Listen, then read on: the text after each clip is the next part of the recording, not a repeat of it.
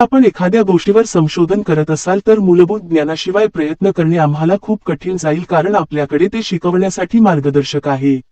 आपण त्यात पूर्णपणे पास करू इच्छित असल्यास आपण वर्षानुवर्षे घ्याल.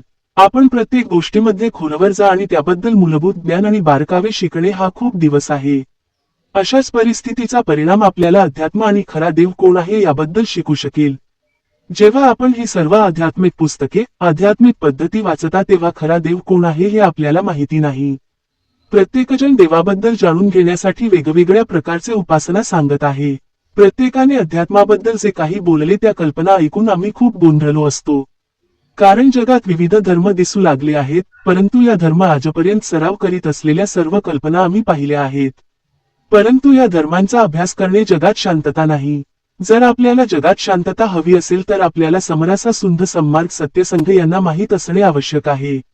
याचा अर्थ असा आहे की युनिव्हर्स सार्वभौम स्व हुड मधील शुद्ध सत्यासाठी समाज या चॅनलवरील व्हिडिओ सुरू ठेवण्यास गमावत नाही. वास्तविक देव कोण आहे हे जाणून घेण्यासाठी आपण उपासना करावी. असा देव कोण आहे आपण स्पष्टपणे समजू शकता.